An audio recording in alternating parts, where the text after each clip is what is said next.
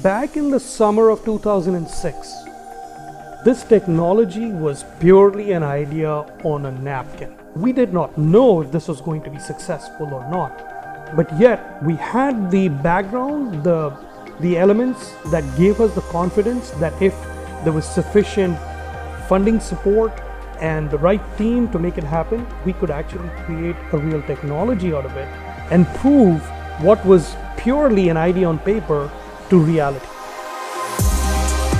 And then in 2006, DARPA came out with a call titled Disruptive Manufacturing Technologies. They call for technologies that can fundamentally change the way a component or a family of components is manufactured, leading to dramatic reductions in cost and lead time. So I responded to that funding opportunity and proposed to DARPA that we will develop a technology that can revolutionize the manufacturing of the most advanced high-tech components that go into turbine blades that are found in the aircraft engines. So we did 5 years of work at the university to prove that it could be done.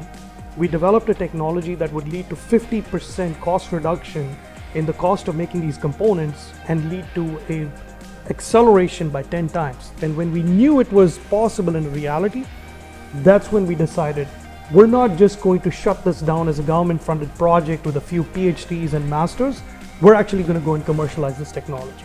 10 years of dedicated effort has gone in to creating a vertically integrated company that combines proprietary hardware, software, and materials all together. That's really the secret sauce of the company.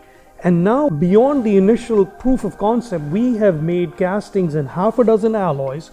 We've done third-party qualification with an independent metallurgical lab, and we have shown that these castings that we make using our technology are equivalent in all respects to what you find through the traditional investment casting foundries out there.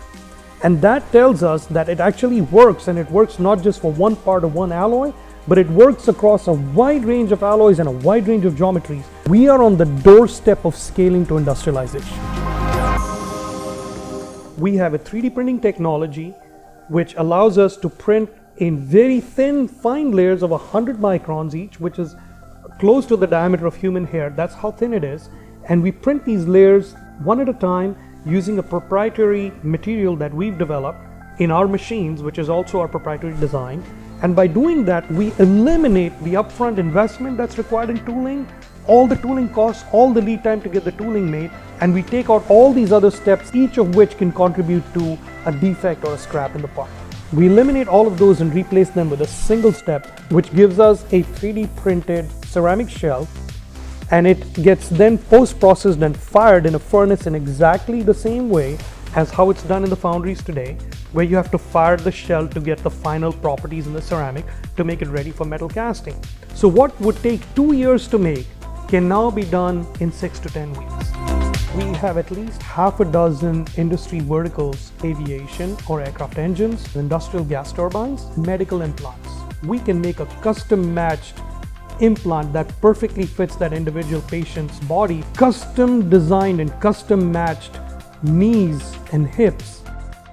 Anywhere where there are liquids that are being transported over long distances, the space exploration industry. And then another very exciting sector for me is in the vehicle electrification industry. But ultimately, what's extremely important for success is the passion that an individual has to change the world with what we are doing. That passion needs to be there. What we are doing could have a huge impact in the modernization of an industry that hasn't changed in 50 plus years. All of this is going to add up to something that is going to dramatically change the future of manufacturing these very advanced components.